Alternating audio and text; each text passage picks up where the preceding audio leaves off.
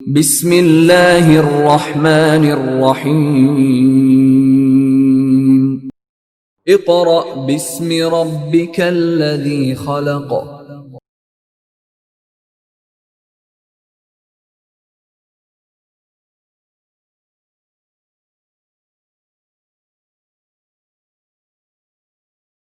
Bismillahirrahmanirrahim. Dear parents and students, Assalamu alaikum. In the previous lecture, we have covered our article of reflection of sound or echo and speed of sound. We have completed one example regarding the speed of sound by the formula V is equal to F lambda. Today we are going to start a method, or we're going to study a method to calculate the speed of sound. And in the last section of this, we will study noise pollution. First, we will go towards the topic which is measuring the speed of sound by echo method. इसमें अगर हम देखें तो page number 28 पे हमारे पास एक activity है जिसमें measuring speed of sound by echo method. 28 page पर आपके पास ये प्रेजेंट है, इसको मैं वहाँ पर भी मैंने लिख दिया, मैं इसको एक दफ़ा यहाँ से रीड करने लगा हूँ। सो पेज नंबर 28 निकाल लें आप। Measuring speed of sound by echo method. सबसे पहले इसमें ऑपरेटर्स क्या होता है, जो हमें चीज़ें रिक्वायर होती हैं किसी भी प्रैक्टिकल को परफॉर्म करने के लिए। आपने अभी प्रैक्टिकल्स नहीं किए होंगे, जब आप स्कूल वापस आ जाएंगे तो फिर आपके प्रैक्टिकल्स भी स्टार्ट हो जाएंगे। तो प्रैक्टिकल्स में जो रिक्वायर्ड सामान जो हमें चाहिए होता है उस प्रैक्टिकल को या उस एक्सपेरिमेंट को परफॉर्म करने के लिए, उसे हम कहते हैं ऑपरेटर्स। APPARATUS ऑपरेटर्स, या इसको कुछ जगहों पर मटेरियल्स रिक्वायर्ड भी कहते हैं। इसमें हमारे पास मेजरिंग टेप है। सबसे पहले एक मेजरिंग टेप होगी, ठीक है। मेजरिंग टेप ऐसी टेप होती है जिससे हम डिस्टेंस मेजर करते हैं। आमतौर पे आपने जो कारपेंटर्स वगैरह होते हैं उनके पास देखी होगी मेजरिंग टेप होती है, ठीक है, या जिसको आम ज़बान में इंची टेप भी कहते हैं, ठीक है। नेक्स्ट है स्टॉप वॉच, ठीक है। स्टॉप वॉच पहले भी एक दो जगह पर आपने यूज़ किया, स्टॉप वॉच, जिससे हम टाइम को मेजर करते हैं। उसके बाद है flat wall that can produce a good echo, मतलब एक ऐसी वॉल हमें चाहिए जो बिल्कुल क्लियर इको जिससे हमें सुनाई दे। अगर तो वो फ्लैट नहीं होगी तो फिर जो रिफ्लेक्शन होगी वो इरेगुलर हो जाएगी। रिफ्लेक्शन जो है वो दो टाइप्स की होती हैं, एक रेगुलर रिफ्लेक्शन होती है और एक इरेगुलर रिफ्लेक्शन होती है। ये इंशाल्लाह आप नेक्स्ट चैप्टर में भी जाकर पढ़ेंगे। रेगुलर रिफ्लेक्शन क्या होती है कि अगर मेरे पास एक रेगुलर सरफेस है या एक स्मूथ सरफेस है तो हर पॉइंट से साउंड वेव्स जो रिफ्लेक्ट होंगी वो सेम साउंड वेव्स रिफ्लेक्ट होकर सेम जगह जाएंगी, ठीक है। मतलब फॉर एग्जांपल ये मेरे पास एक स्मूथ सरफेस है, इस पर वेव्स अगर आती हैं या लाइट की वेव्स आती हैं तो वो स्मूथ सरफेस पे आकर रिफ्लेक्ट कर रही हैं, ठीक है। एक ही मतलब स्मूथ तरह से रिफ्लेक्ट कर रही हैं, उनके दरमियान जो डिस्टेंस है वो भी क्या है, सेम है। मतलब एक ही डायरेक्शन में, इन अ स्पेसिफिक डायरेक्शन वो क्या कर रही हैं, रिफ्लेक्ट कर रही हैं। इसकी बजाय अगर आप कोई इरेगुलर सी सरफेस ले लो तो उसमें कहीं पे रिफ्लेक्शन ज़्यादा हो जाएगी, कहीं पे आपके पास रिफ्लेक्शन कम हो जाएगी, ठीक है, और इरेगुलर सा पैटर्न आपके पास आएगा। तो वो कह रहा है कि जो आपने वॉल जिसकी मदद से आप इको को सुनोगे, जब साउंड वेव्स वहाँ जाएंगी, स्ट्राइक करेंगी और रिफ्लेक्ट करेंगी, तो वो जो वॉल है वो फ्लैट होनी चाहिए, इरेगुलर नहीं होनी चाहिए आपके पास, ठीक है। अब हम आते हैं प्रोसीजर पर। प्रोसीजर क्या होता है? प्रोसीजर होता है कि जो चीज़ हमने परफॉर्म करनी है उसको स्टेप वाइज परफॉर्म करना है। तो जो स्टेप्स होते हैं to perform a certain experiment, उसको हम क्या कहते हैं, उसको हम कहते हैं प्रोसीजर। सो नंबर 1 स्टेप क्या है हमारे पास? Use the tape to measure a distance of 50 metres from the wall.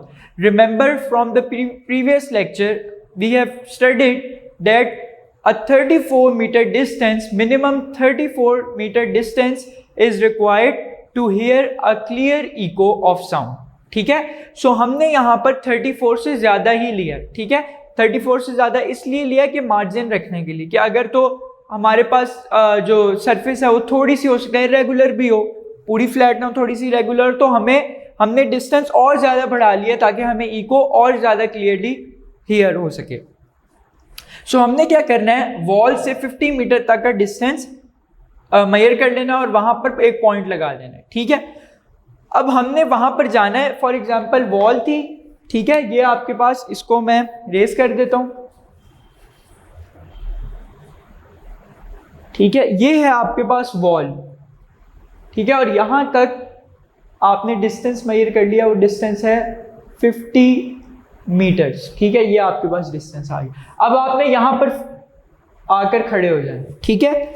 अब उसके बाद नेक्स्ट आपने क्या करना है, now clap your hands in front of the wall at a distance of 50 metres and check if you can clearly hear an echo from the wall. अब आपने क्या करना है, आपने आ जाना 50 मीटर तक, जहां पर मैंने पॉइंट लगाया, आपने उस जगह पर आकर खड़े हो जाना है, और क्या करना है, आपने एक क्लैप करनी है, ठीक है, ऐसे करके आपने क्या करनी है, एक क्लैप करनी है, ठीक है। और आपने ये ऑब्जर्व करना है 50 मीटर से, आपने ये चीज को ऑब्जर्व करना है कि क्या आपकी जो क्लैप आप कर रहे हो वो आपको 0.1 सेकेंड्स के इंटरवल के बाद, या 0.1 या 0.2 सेकेंड्स के इंटरवल के बाद सही सुनाई दे रही है या नहीं सुनाई दे रही, ठीक है। सो आपने सबसे पहले चेक करना है 50 मीटर्स तक के डिस्टेंस पर आकर क्लैप करनी है, और चेक करना है कि क्या आपको थोड़े सेकेंड्स के बाद अपनी जो क्लैप की साउंड थी वो दोबारा सुनाई दे रही है या नहीं दे रही, ये आपने चेक करना है।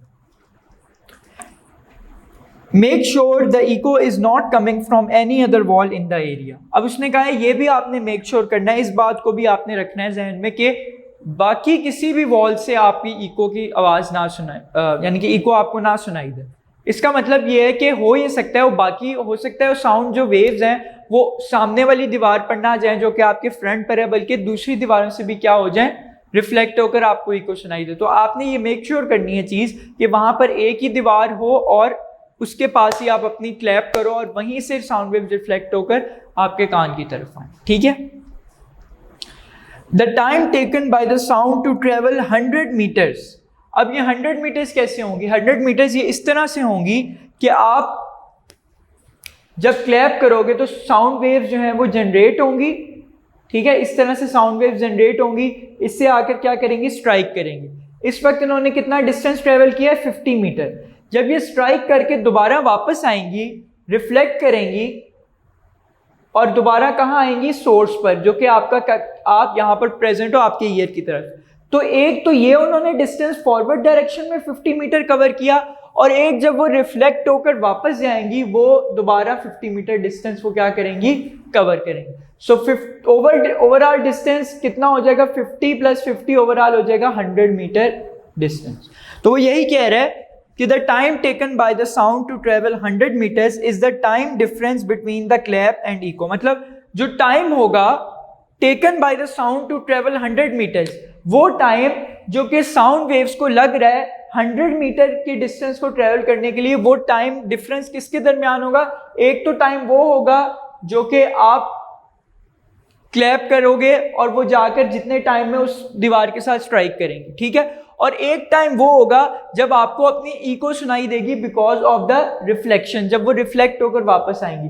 तो वो कह रहा है जो ओवरऑल टाइम है वो इन दोनों टाइम्स का क्या होगा, डिफरेंस होगा, to cover the distance of 100 metres. 50 ये वाला डिस्टेंस हो जाएगा जब साउंड वेव जाकर टकराएं, और 50 जब वो वापस टकराकर रिफ्लेक्ट हो। Next number 3, now restart the clapping and start the stopwatch at the first clap. अब आपने स्टॉप वॉच ली थी ऑपरेटर्स पे, आपने क्या करना है, आपने सब चीजें चेक करनी है। अब आपने जाना है दोबारा से क्लैपिंग रीस्टार्ट करनी है, और एक साथ अपने पर्सन को बुला लेना और उससे कहना है कि जब मैं क्लैपिंग करूं, यानी कि जैसे ही मैं क्लैप करूं तो आपने स्टॉप वॉच क्या कर देनी है, ऑन कर देनी। जैसे ही क्लैपिंग करूं स्टॉप वॉच ऑन, ठीक है।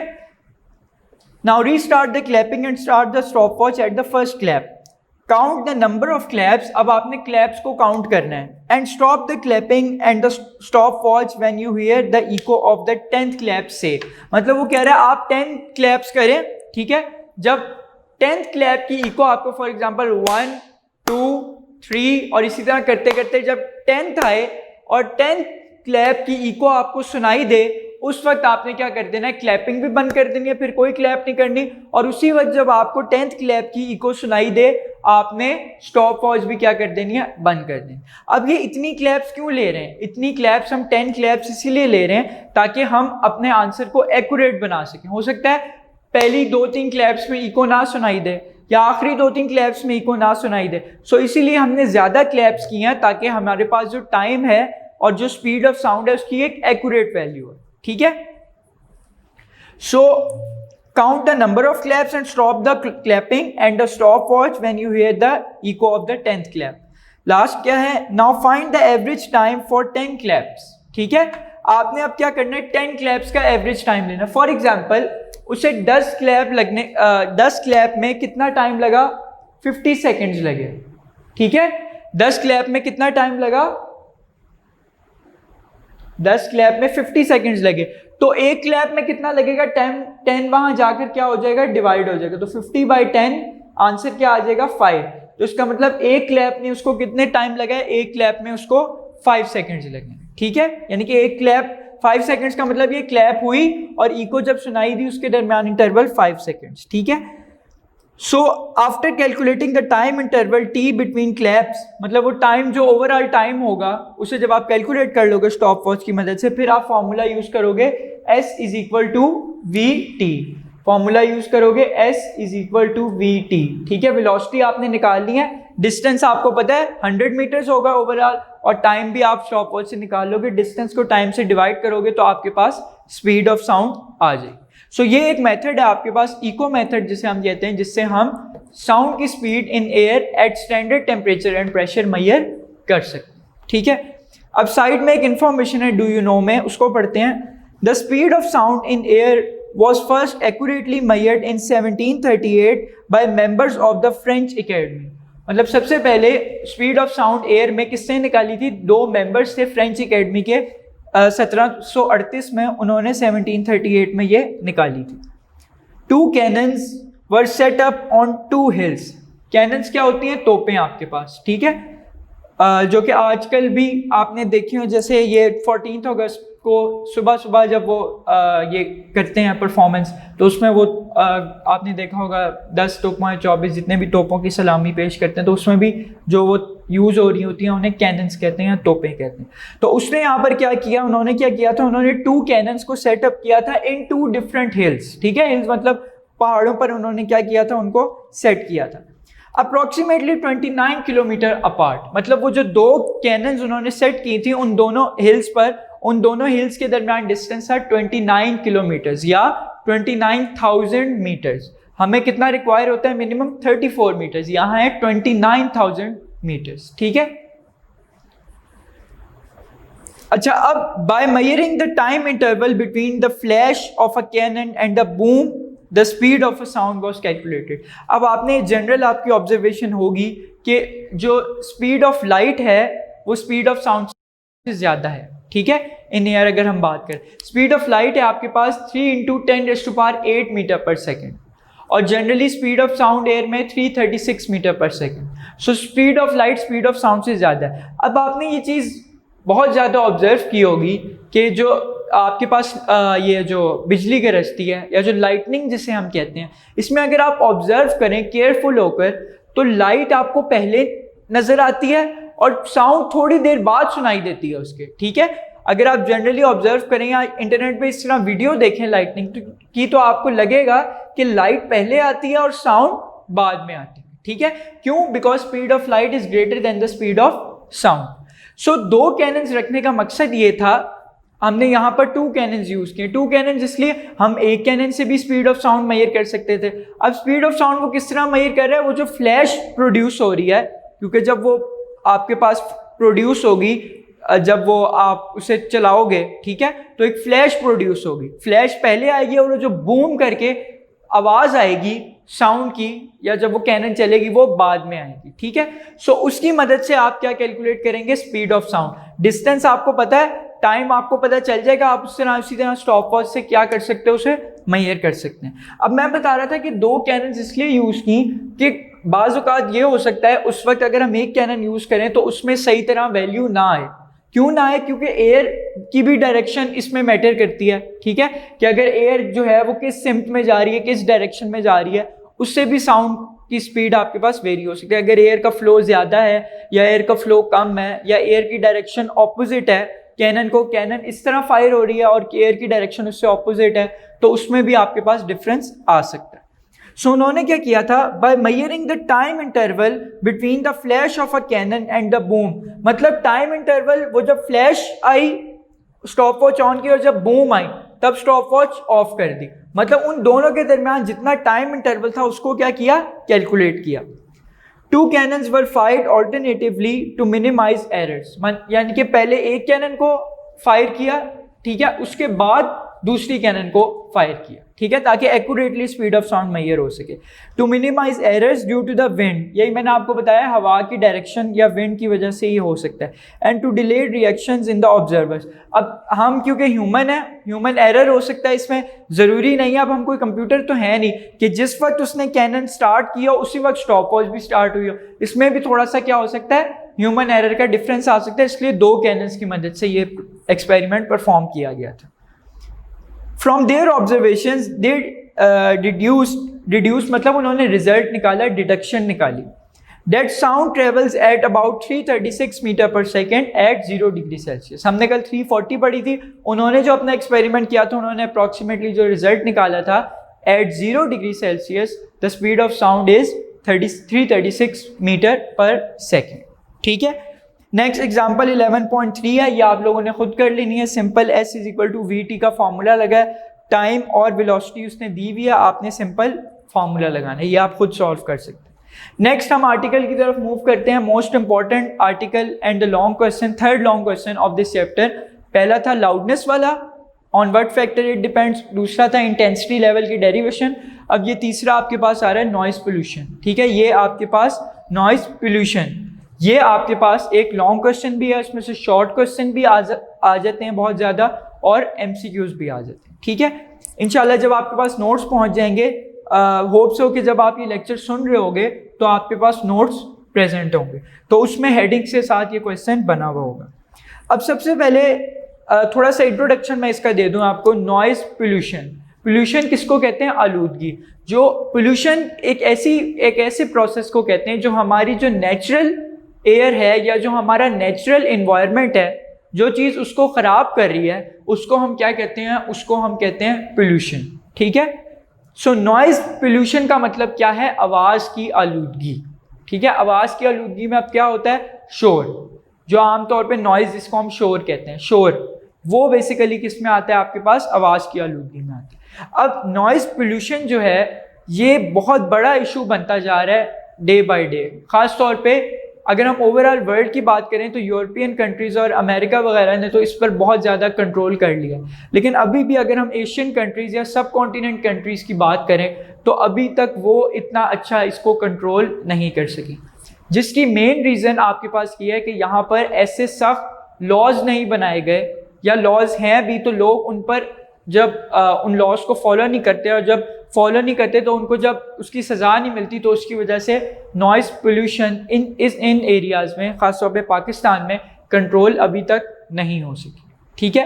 अब इसमें क्या है, इसमें यह है कि अगर आप डेली लाइफ से नॉइज़ पोल्यूशन की एग्जांपल देखो तो जो गाड़ी के हॉर्न हैं, ठीक है, अगर आप, ठीक है, आप दिन के टाइम तो हॉर्न बजा, लेकिन हॉर्न भी ज़्यादा ज़ोर से नहीं बजाना चाहिए, उससे ज़्यादा आपके पास एम्पलीट्यूड की साउंड वेव जनरेट होती हैं जो कि ह्यूमन ईयर के लिए हार्मफुल हैं, कान का पर्दा फट भी सकता है आपका ईयर ड्रम जो है, तो उसके लिए दिन में तो ठीक है आप हॉर्न बजा सकते हैं, लेकिन रात को अगर आप ख़ास तौर पे यूरोपियन कंट्रीज़ या अमेरिका वगैरह में रात के वक्त अगर आप हॉर्न दें और कोई सो रहा हो, मतलब आप किसी के घर के पास हों और वहाँ आप हॉर्न दें और कोई सो रहा हो, उसकी नींद ख़राब हो, तो वो क्या कर सकता है, वो बंदा आप पर सू कर सकता है, मुकदमा भी कर सकता है वो आप पर, ठीक है। वहाँ पर इतने सख्त लॉज हैं कि अगर वो मुकदमा कर दे तो उसको फ़ाइन भी हो सकता है और फ़ाइन से ज़्यादा सज़ा भी हो सकती है उस पर, वो डिपेंड करता है वो किस तरह का लॉ। तो वहाँ पर लॉ जो हैं वो बहुत ज़्यादा स्ट्रिक्ट हैं, जिसकी वजह से क्या है, वहाँ पर नॉइज़ पोल्यूशन बहुत अच्छी तरह से कंट्रोल की हुई है, लेकिन यहाँ पर ऐसी चीज़ नहीं है। उसके अलावा अगर आप देखें तो रात को जो है वो यहाँ पाकिस्तान में ख़ास तौर पे जो है म्यूज़िक का बहुत ज़्यादा एक ट्रेंड बन चुका है। रात के वक्त म्यूज़िक स्पीकर्स पे, बड़े बड़े स्पीकर्स पे, बड़े बड़े आपके पास जो बूफर्स होते हैं, एम्पलीफायर्स होते हैं, उनमें चलाने का यहाँ पर ट्रेडिशन बन चुका है, जिसकी वजह से नॉइज़ पोल्यूशन बहुत ज़्यादा यहाँ पर हो रही है, ठीक है। उसके अलावा और भी बहुत सारे इश्यूज़ हैं कि हम ऐसी चीज़ें या ऐसे हम व्हीकल्स यूज़ करते हैं जिनमें नॉइज़ ज़्यादा है, ठीक है। जो नॉइज़ लेवल जो कि आपके पास स्टैंडर्ड नॉइज़ लेवल है जो कि 85 to 90 डेसिबल्स है, जो कि स्टैंडर्ड है, इससे ज़्यादा अगर हो तो वो आपके पास पोल्यूशन कॉज करते हैं। सो इसको अब हम देखते हैं, रीड करते हैं क्या है नॉइज़ पोल्यूशन में। We enjoy the programmes on radio और टेलीविज़न। रेडियो और टेलीविज़न, टेलीविज़न किसे कहते हैं? टेली मीन्स दूर, दूर के लिए यूज़ होता है, और विजन मीन्स देखना, मतलब दूर की चीज़ों को देखना। Television bye hearing sounds of different qualities, ठीक है। हम इंजॉय करते हैं टेलीविज़न पे या रेडियो पे डिफरेंट साउंड की क्वालिटीज़ को। In musical programmes we hear sound produced by musical instrument, जो हम डिफरेंट म्यूज़िकल प्रोग्राम्स जो कि टीवी या रेडियो पर लगते हैं उनको हम इंजॉय करते हैं by musical instruments such as flute, बांसुरी जो कि पहले भी डिस्कस हो चुका है, हारमोनियम जो कि आमतौर पे वो बजाते हैं गज़ल वगैरह को, जो गज़ल पढ़ते हैं, गज़ल गाते हैं, वो ये यूज़ करते हैं, वायलिन, ड्रम एटसेट्रा, ठीक है। लफ्ज़ क्या है? एटसेट्रा, ठीक है। इसको अलहदा से अगर आप पढ़ें तो एटसेट्रा, या आपने पहले भी वर्ड पढ़ा होगा। इसको अगर मैं लिखूं तो ये है एटसेट्रा, एक्सेट्रा नहीं पढ़ना, ठीक है। एक्सेट्रा इसको नहीं पढ़ना, इसको क्या पढ़ना है? एटसेट्रा, ठीक है। Sound of these instruments has pleasant effect on our ears. अब आपको पता है अगर म्यूजिक हम सुन रहे हो तो हमें बड़ा अच्छा और खुशगवार उसका इफेक्ट लगता है।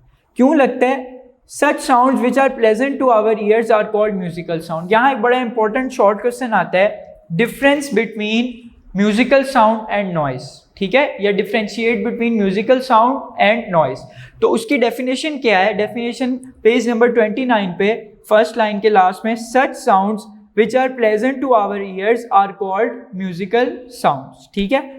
However, some sounds produce unpleasant effects on our ears such as sound of machinery, जो मशीनरी हमारे पास होती है मुख्तलिफ फैक्ट्रीज में, उनकी जो साउंड होती है वो अनप्लेजेंट इफेक्ट प्रोड्यूस करती है हमारे कानों पर। द स्लैमिंग ऑफ डोर, के होता क्या है कि आपके पास जो डोर होता है, ठीक है, उस पर जो हिंजेस होते हैं, ठीक है, अगर वो क्या हो जाए ज़्यादा देर के लिए हम उनकी ऑयलिंग वगैरह ना करें तो उनमें से भी साउंड प्रोड्यूस होना शुरू हो जाती है, ठीक है।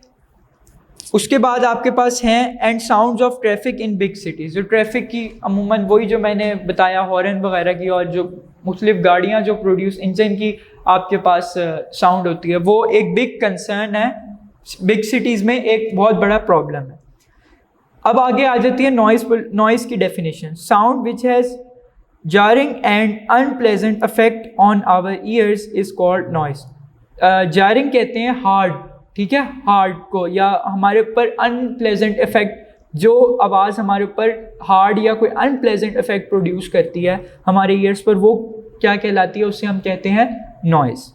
Noise corresponds to irregular and sudden vibrations produced by some sounds। अब मैंने यहाँ पर दो आपके पास वेव फॉर्म्स बनाए हैं।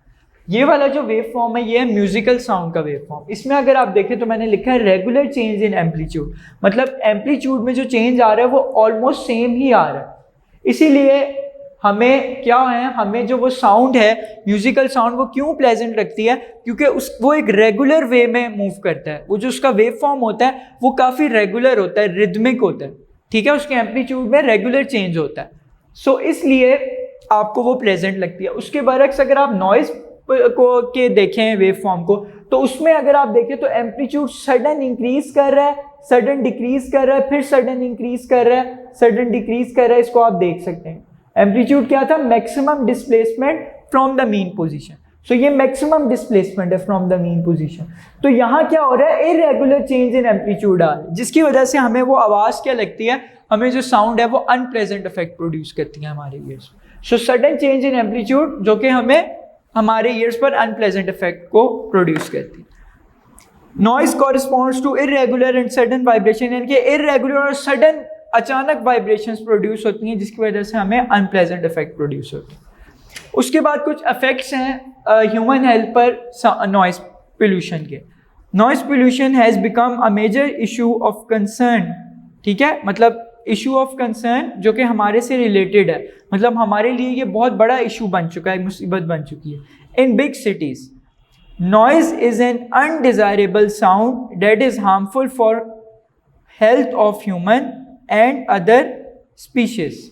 ठीक है, मतलब वो स्पीशीज नहीं है, ये वर्ड आपके पास है स्पीसीज। ठीक है, ये वर्ड स्पीशीज नहीं है। लास्ट वीक किसी लेक्चर में मैंने स्पीशीज बोल दिया था, ये वर्ड स्पीशीज नहीं है, स्पीसीज है। ठीक है, यानी कि वो शीन वो सीन की आवाज़ निकलेगी, स्पीसीज है आपके पास। ठीक है, सी की आवाज़ निकलेगी। So noise is an undesirable sound that is harmful for human health and other species. Transportation equipment and heavy machinery are the main sources of noise pollution. अब आपको पता है जो ट्रांसपोर्टेशन इक्विपमेंट है, बड़े बड़े ट्रॉले या जो बड़ी बड़ी आपके पास ये इसी तरह के होते हैं जिनमें आपके पास ट्रांसपोर्टेशन के लिए यूज़ होते हैं। ठीक है, जिनमें बहुत बड़ी बड़ी चीज़ें आपके पास ट्रांसपोर्ट हो रही होती हैं, वो और वो साथ में क्या कह रहा है, हैवी मशीनरी। अब ये हैवी मशीनरी आपके पास मुख्तलिफ जगहों पे यूज़, ज़्यादातर ये इंडस्ट्रियल एरियाज़ या जहाँ पर फैक्ट्रीज होती हैं वहाँ पर ये आपके पास प्रेजेंट होती है। बिग मशीनरी में आपके पास जनरेटर भी आ सकता है। आपको पता है जनरेटर की भी एक ख़ास बहुत बड़ी बहुत ज़्यादा साउंड होती है और एक अनप्लेजेंट सी साउंड होती है। ठीक है, सो वो सबसे ज़्यादा सोर्सेज हैं आपके पास नॉइज़ पोल्यूशन के, main sources. For example noise of machinery in industrial areas, कि इंडस्ट्रियल एरियाज़ में आपको पता है मशीनरी यूज़ होती है जिसकी आवाज़ बहुत ज़्यादा होती है। उसके अलावा वो कह रहे हैं लाउड व्हीकल हॉर्न्स, मतलब जो आपके पास गाड़ियाँ होती हैं, मोटरसाइकिल्स होती हैं, मुख्तलिफ बसेस ट्रक्स होती हैं, उनके जो हॉर्न्स की आवाज़ होती है वो बहुत ज़्यादा होती है। सो ये भी एक आपके पास आ सकता है सोर्स। उसके बाद हूटर्स एंड अलार्म्स, ये भी साउंड को प्रोड्यूस करते हैं, ज़्यादा साउंड को, नॉइज़ को प्रोड्यूस करते हैं। उसके बाद आ जाते हैं हमारे पास नॉइज़ के कुछ नेगेटिव इफेक्ट्स भी हैं ह्यूमन हेल्थ पर। ठीक है, उसमें से हमारे पास है हाइपरटेंशन। हाइपरटेंशन का मतलब है ब्लड प्रेशर। ब्लड प्रेशर हो सकता है हेयरिंग लॉस। हेयरिंग लॉस का मतलब जैसे मैंने पहले आपको बताया था कि हॉर्न को अगर हम इतनी, या म्यूज़िकल जो हम साउंड को करते हैं, या डेक्स वगैरह जो इतने लाउड बजाते हैं, उससे ये हो सकता है कि किसी के कान का पर्दा भी फट सकता है, इतनी ज़्यादा डेसिबल की हम साउंड को प्रोड्यूस करना। ठीक है, उसके अलावा स्लीप डिस्टर्बेंसेस, स्लीप डिस्टर्ब हो सकती है किसी की भी। अगर हम रात के वक्त आकर हॉर्न दे रहे हैं या हमने बड़ी ऊंची आवाज़ में म्यूज़िक चलाया हुआ है तो किसी की स्लीप भी डिस्टर्ब हो सकती है। और स्लीप डिस्टर्ब होने का मतलब है और ज़्यादा बीमारियों को दावत देना, क्योंकि अगर किसी इंसान की स्लीप डिस्टर्ब हो, नींद ना पूरी हुई हो, तो अगले दिन उसका जो मूड है वो चिड़चिड़ा सा होगा। ठीक है, आप इसको जनरल ऑब्जर्वेशन भी ले सकते हो, किसी की नींद ना पूरी हो, अगले दिन आपसे ज़रा बात करके देखो तो वो चिड़चिड़ा सा होगा थोड़ा सा। ठीक है, इसीलिए अल्लाह ताला ने इस तरह का मैकेनिज्म रखा हुआ है कि नींद को पूरा होना जो बॉडी की प्रॉपर फंक्शनिंग है उसके लिए बहुत इंपॉर्टेंट है। नेक्स्ट है हमारे पास स्लीप डिस्टर्बेंसेस हो गई। उसके बाद है हाई स्ट्रेस लेवल और एग्रेशन। एग्रेशन का मतलब है गुस्से वाली तबीयत हो जाती है। ठीक है, ज़्यादा अगर आप नॉइज़ आपको कहीं से सुनाई दे रही हो तो आपकी एग्रेशन वाली जो है ना वो तबीयत हो जाती है, गुस्से वाला मिजाज हो जाता है। उसके अलावा है high stress level. High stress level means tension, क्योंकि और ये हाई स्ट्रेस लेवल की वजह से ही आपको ब्लड प्रेशर होता है, हाइपरटेंशन होती है। ठीक है, ये सारे नेगेटिव इफेक्ट्स हैं ह्यूमन हेल्थ पर, किसके, नॉइज़ के। तो ये शॉर्ट क्वेश्चन आ सकता है, what are the negative effects of noise pollution on human health. ठीक है, उसमें फिर ये सारे आ जाएंगे। नेक्स्ट है a safe level of noise depends on 2 factors, कि सेफ लेवल अगर हमने रखना है नॉइज का तो 2 फैक्टर्स पे डिपेंड करता है। एक फैक्टर ये है कि कितनी नॉइज प्रोड्यूस हो रही है, उसका वॉल्यूम क्या है, उसकी क्वांटिटी क्या है। ठीक है, और एक क्या है कि वो कितने टाइम तक प्रोड्यूस हो रही है। बाज़ औक़ात ये होता है, इसकी एग्जांपल आप इस तरह से लें कि फॉर एग्जांपल कहीं पर खुदा न खास्ता बॉम्ब ब्लास्ट होता है। ठीक है, तो बॉम्ब ब्लास्ट क्या है, वो बस कुछ सेकंड्स के लिए होगा, उसके बाद वो आवाज़ ख़त्म हो जाएगी, लेकिन उसकी अमाउंट बहुत ज़्यादा होगी उस आवाज़ की कि वो शीशों को तोड़ देगी, मुख्तलिफ गाड़ियों के शीशों और बहुत सारी चीज़ों को डैमेज कर देगी। एक है कि एक ऐसी आवाज़ कि हॉर्न है कि हॉर्न दबाई जा रहे हैं और वो हॉर्न चली जा रहा है मुख्तलिफ टाइम के साथ साथ। ठीक है, सो सेफ लेवल डिपेंड करता है 2 फैक्टर्स पे। एक तो हमने साउंड की अमाउंट को रिड्यूस करना है, और सेकेंडली जितने टाइम तक वो एक्सपोजर है उस साउंड का उसको भी क्या करना है, रिड्यूस करना है। So the level of the noise, safe level of noise depends on 2 factors. Number 1, the level bracket में है volume of the noise and the period of exposure to the noise. ठीक है, कितने पीरियड तक उसका exposure हुआ। The level of noise recommended in most countries is usually 85 to 90 decibel over an 8-hour work day. मतलब अगर आप 8 घंटे काम करते हैं तो जो कुछ कंट्रीज़ में सेफ लेवल एंड नॉइज़ का वो है 85 to 90 डेसिबल्स, इतना होना चाहिए। इससे ज़्यादा अगर होगा तो वो नॉइज़ पोल्यूशन को कॉज करे। ये बहुत इंपॉर्टेंट MCQs है, इसको आपने याद रखना है, MCQs में आ सकती है ये जो आपके पास क्वांटिटी है।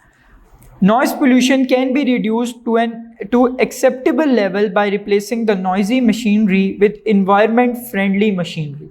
अब जो है ज़्यादातर ऐसी मशीनरीज आ गई हैं जो कि कंप्यूटराइज्ड हैं, जो कि कंप्यूटर से ऑपरेट होती हैं। पहले ज़माने में, पहले कुछ सालों 10-15 साल पहले ऐसी मशीनरी होती थी जो मैकेनिकली ऑपरेट होती थी, जिसमें पुर्जे वगैरह होते थे, और उनकी जो है जब वो मूव करते थे, वर्किंग में होते थे, तो ज़्यादा नॉइज़ को, साउंड को प्रोड्यूस करते थे, जिसकी वजह से नॉइज़ पोल्यूशन होती है। सो अब हमारे पास ऐसी मशीनरीज आ गई हैं, बल्कि कुछ फैक्ट्रीज तो पूरी उनकी मशीनरी कंप्यूटराइज्ड हो गई है और उनका जो लेवल है साउंड का, साउंड लेवल वो बहुत नीचे चला है। ठीक है, सो अब जो एवोल्यूशन हो रही है वो ये हो रही है कि जो हम मैकेनिकली जो ऑपरेटेड मशीन्स हैं उनसे हम कहाँ चले गए, कंप्यूटराइज्ड ऑपरेटेड मशीन्स पे, जो कि क्या है, एनवायरनमेंट फ्रेंडली भी हैं। And equipments putting sound reducing barriers और यूजिंग हेयरिंग प्रोटेक्शन डिवाइसेस। अच्छा, कुछ जगह पे ये भी होता है कि अगर बहुत बड़ा कोई हॉल है, उसमें कंप्रेसर्स पड़े हुए हैं, बड़ी हाई मशीनरी पड़ी हुई है, जनरेटर्स पड़े हुए हैं, तो वहाँ पर हम ऐसे बैरियर्स या ऐसे साउंड प्रूफ एब्जॉर्बर्स लगा लेते हैं जो क्या करते हैं, साउंड को एब्जॉर्ब कर लेते हैं। ठीक है, अगर कहीं ऐसी जगह है जहाँ बहुत ज़्यादा साउंड प्रोड्यूस हो रही है तो हम साउंड प्रूफ जो है मटेरियल्स यूज़ करके साउंड को क्या करवा लेते हैं, एब्जॉर्ब करवा लेते हैं। उसके अलावा हम हियरिंग प्रोटेक्शन डिवाइसेस भी यूज़ करते हैं। जनरली जो है ये जो इंडस्ट्रीज़ में जितने भी इंजीनियर्स या जो भी लोग काम कर रहे होते हैं, उन्होंने देखा होगा वो एयर प्लग्स लगाए होते हैं उन्होंने, ठीक है, या वो आपके पास हेडफोन्स होते हैं वो उन्होंने लगाए होते हैं, जिसकी वजह से जो साउंड अगर किसी इक्विपमेंट या किसी ऐसे चीज़ के पास से वो जा रहे हैं जो बहुत ज़्यादा साउंड प्रोड्यूस करिए, फॉर एग्जांपल कोई कंप्रेसर है या कोई जनरेटर है जिसकी बहुत ज़्यादा साउंड है, वो हो सकता है वो ईयर ड्रम को नुकसान पहुंचा दे, डैमेज कर दे। तो इस वजह से वो ईयर प्लग्स या पर्सनल प्रोटेक्टिव इक्विपमेंट्स या जिन्हें PPEs भी कहते हैं वो यूज़ करते हैं। ठीक है, सो यहाँ पर ये नॉइज़ पोल्यूशन का आर्टिकल हमारा कंप्लीट हुआ। ये बहुत इंपॉर्टेंट लॉन्ग क्वेश्चन भी है और इसमें से MCQs और शॉर्ट क्वेश्चंस भी आ जाते हैं। Now we will move towards our next topic which is importance of acoustics. Acoustics is basically the physical property of sound. What is acoustic? Let's look at its definition. The definition is the technique used to absorb undesirable sounds by soft and porous surfaces is called acoustics. ऐसा method जिसमें हम undesirable sounds, ऐसी sounds जो कि हमारे लिए harmful हों या हमें इरिटेट करें, ऐसे मेथड जिसमें हम इन जो ये वाली साउंड्स हैं उनको एब्जॉर्ब करवा लें। अब जो साउंड वेव्स हैं उनके पास भी काफ़ी ज़्यादा प्रॉपर्टीज़ होती हैं। एक तो वो रिफ्लेक्ट करती हैं या इको जिसको हम कहते हैं, रिफ्लेक्शन की प्रॉपर्टी। आप देख सकते हैं पेज नंबर 29 पे फिजिक्स इनसाइट जो लिखा हुआ है राइट हैंड साइड पर, वहाँ पर साउंड वेव्स रिफ्लेक्ट भी करती हैं। सेकेंड में साउंड वेव्स रिफ्रैक्ट भी करती हैं। रिफ्लेक्ट मतलब स्ट्राइक करके वापस चली जाना, रिफ्रैक्ट मतलब पास हो जाना लेकिन डायरेक्शन चेंज हो जाए। उसके अलावा डायफ्रैक्ट भी करती हैं। डायफ्रैक्ट का मतलब क्या होता है कि शार्प एजेस, कॉर्नर्स या ऑब्स्टिकल से पास कर जाएं और आगे की तरफ चले जाएं। ठीक है, उसके बाद एब्जॉर्प्शन, एब्जॉर्ब भी हो जाती हैं, कोई मीडियम के अंदर पूरी तरह एब्जॉर्ब भी हो जाती हैं और बहुत कम रिफ्लेक्ट करती हैं। आप इसमें अगर देखें तो उसने डार्क एरो से शो किया हुआ है कि वो जो रेज हैं वो एब्जॉर्ब हो रही हैं, और लाइट का मतलब ये बहुत कम रेज उसमें से रिफ्लेक्ट हो रही हैं, ज़्यादातर क्या हो रही हैं उस सरफेस ने एब्जॉर्ब कर ली। तो हम यहाँ पर एब्जॉर्प्शन वाली प्रॉपर्टी पढ़ेंगे कि हम एकॉस्टिक्स में क्या करते हैं कि हम एब्जॉर्ब करवा लेते हैं अनडिजायरेबल साउंड्स को, किसकी हेल्प से, by soft and porous surfaces. Soft का मतलब नरम या स्मूथ सर्फेसेस, और पोरस का मतलब होता है जिनमें क्या हो, आपके पास छोटे छोटे स्मॉल माइक्रो साइज क्या हो, पोर्स हों, उसको हम क्या कहते हैं, पोरस या होल्स जिसे आप कहते हैं। ठीक है, सुराख हो, छोटे छोटे, यानी कि इतने छोटे कि वो नेकेड आई से आप नहीं देख सकते, वो माइक्रोस्कोप से आप उनको विजुअलाइज कर सकते हैं। सो ये टेक्निक एक ऐसी है जिससे हम क्या करते हैं, हम जो ज़्यादा साउंड होती है उसको क्या करवा लेते हैं, एब्जॉर्ब करवा लेते हैं। क्योंकि होगा क्या, अगर ज़्यादा साउंड होगी तो इको भी हमें ज़्यादा महसूस होगी। तो स्ट्राइक करने की बजाय हम कोई ऐसे मटेरियल्स यूज़ करते हैं, हम आपने सुना होगा साउंड प्रूफ मटेरियल्स यूज़ करते हैं। ठीक है, मुख्तलिफ स्टूडियोज़ जो होते हैं वहाँ उनकी जो दीवारें बनाई जाती हैं वो ऐसे मटेरियल से बनाई जाती हैं या उन पर ऐसा मटेरियल फिट कर दिया जाता है जो कि साउंड प्रूफ होता है या साउंड को क्या करता है, एब्जॉर्ब करता है। सो इस टेक्निक को हम क्या कहते हैं, अकॉस्टिक्स। ठीक है, इसको आप बुक से देखते हैं। द टेक्निक और method use to absorb undesirable sounds by soft and porous surfaces is called acoustic protection. ठीक है, इसको हम प्रोटेक्शन कहते हैं, अकॉस्टिक प्रोटेक्शन होती है, प्रोटेक्शन ही करते हैं ना हम साउंड की इसमें। अब नेक्स्ट क्या कह रहा है, ये एक लॉन्ग क्वेश्चन आता है, इसकी यहाँ आपकी डेफिनेशन आ गई। ये जो नेक्स्ट लाइन लिखी है इसके ऊपर आप हेडिंग बना लेंगे एक्सप्लेनेशन। ठीक है, यहाँ एक्सप्लेन हो रहे हैं। Reflection of sound is more prominent, prominent का मतलब है ज्यादा वाजे होती है वो, if the surface is rigid and smooth. Rigid का मतलब होता है मजबूत, काफी हार्ड सरफेस हो, और स्मूथ हो, स्मूथ मतलब एक रेगुलर सरफेस हो आपके पास, इरेगुलर ना हो। तो हमारे पास जो रिफ्लेक्शन होती है साउंड की, अगर तो हमारे पास एक हार्ड या रिजिड सरफेस है, मजबूत सरफेस है और स्मूथ है, तो हमें रिफ्लेक्शन ज़्यादा प्रोमिनेंट नजर आएगी। जैसा कि हमने इको मेथड में जब रिफ्लेक्शन स्पीड ऑफ साउंड को मेजर किया था, तब हमने कहा था कि जो वॉल है वो स्मूथ होनी चाहिए ताकि हमें इको अच्छी सुनाई दे। तो वो कह रहा है कि इको तब अच्छी सुनाई देती है, तब ज़्यादा प्रोमिनेंट होती है जब सरफेस क्या हो, रिजिड हो और स्मूथ सरफेस हो, क्योंकि उसमें रिफ्लेक्शन भी फिर अच्छी, यानी कि रिफ्लेक्शन भी फिर एक रेगुलर रिफ्लेक्शन होती है आपके पास।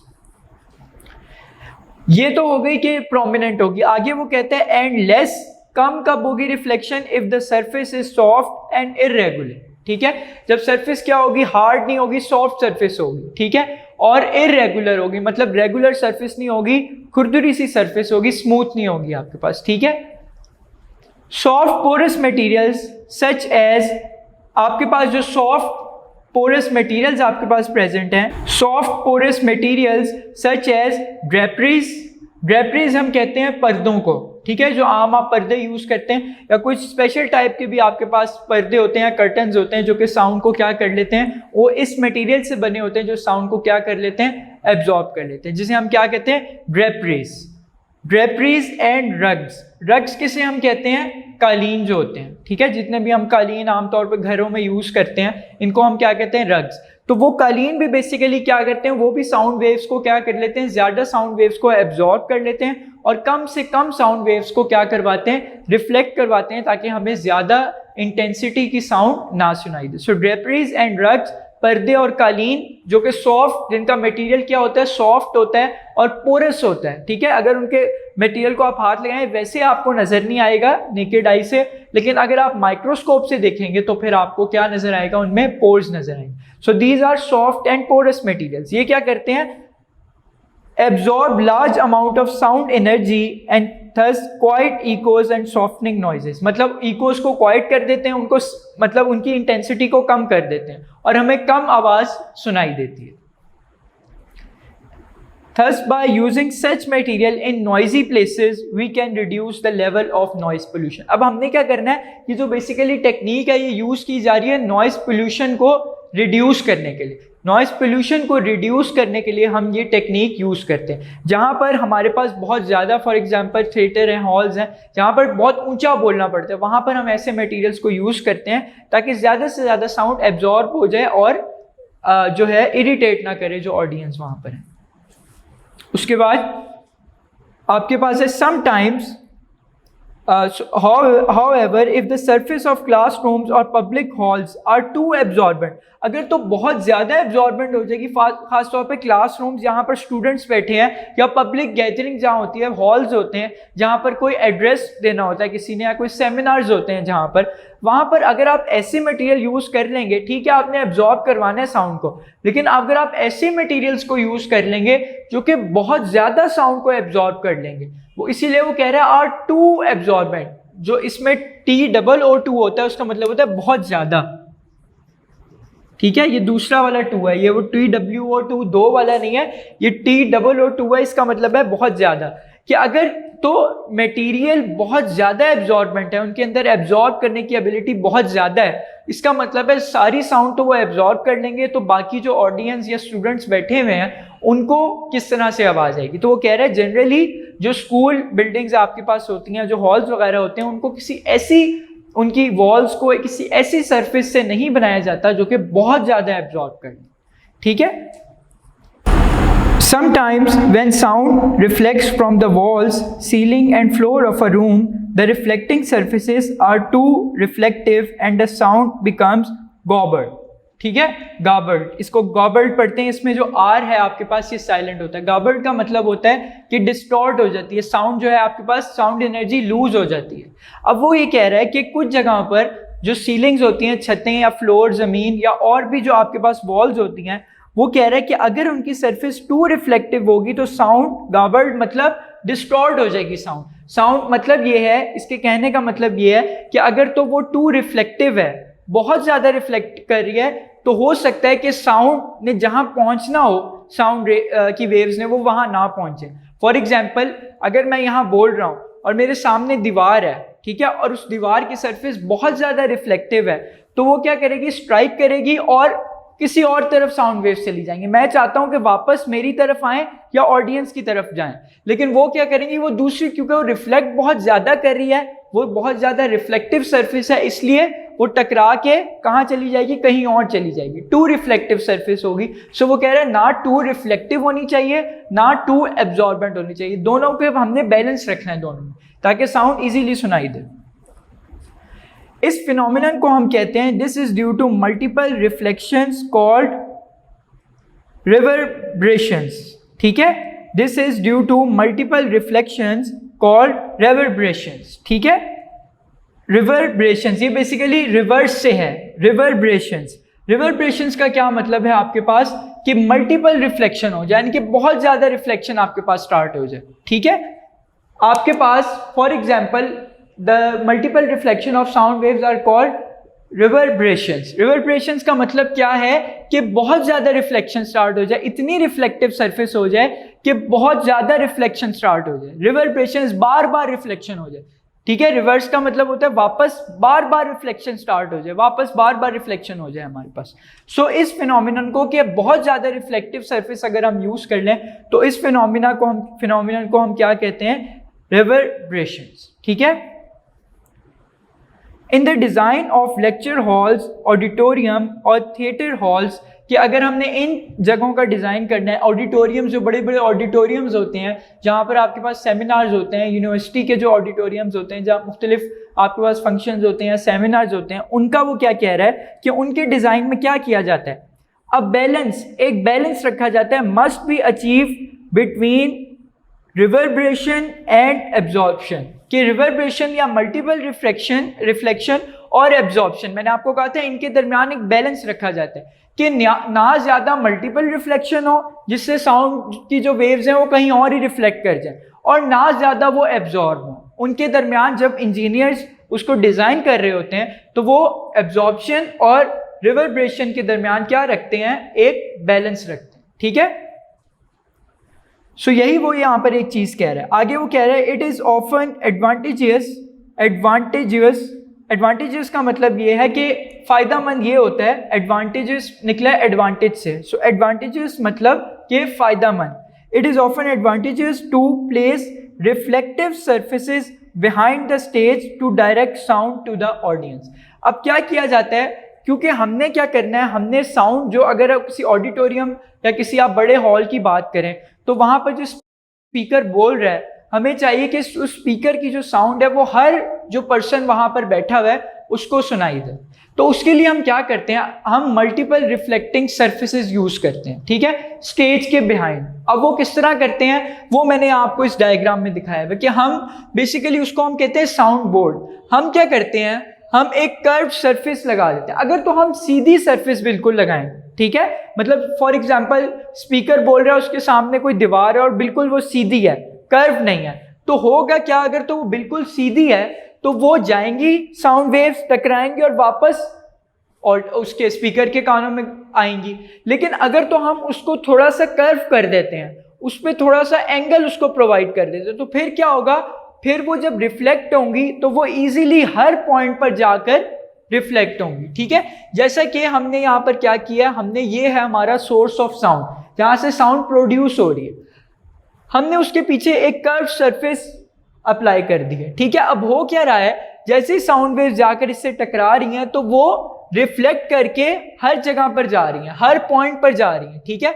यहाँ से रिफ्लेक्ट करके हर पॉइंट, अभी मैंने कम वेव्स शो की हैं, बहुत ज़्यादा वेव्स होती हैं। तो जो कर्व सरफेस को कर्व करने का बेसिकली मकसद ये होता है कि हर पॉइंट पर इक्वली साउंड वेव्स क्या हो, पहुंचे, जिसकी वजह से हर जो वहां पर पर्सन बैठा हुआ है उसको वो साउंड क्या करे, सुनाई दे। सो आपने देखा होगा मुख्तलिफ ऑडिटोरियम्स या हॉल्स में जब आप गए होंगे तो अंदर जाके आपने देखा होगा उनका कुछ अजीब सा डिज़ाइन होता है, ठीक है, कुछ कर्व सा डिज़ाइन होता है। वो डिज़ाइन इंजीनियर्स इसी तरह रखते हैं, इसीलिए रखते हैं कि जो रिफ्लेक्शन हो वो इस तरह हो, जब साउंड वेव स्पीकर बोले और वो जब कर्व सरफेस से रिफ्लेक्ट हो तो वो इस तरह हो कि सब जो है ऑडियंस उसे सुन सके। इसके लिए बेसिकली किया जाता है कि जब वो डिज़ाइनिंग कर रहे होते हैं तो वहाँ पर जो स्पेशलिस्ट होते हैं वो साउंड को मेजर करते हैं with an help of an instrument.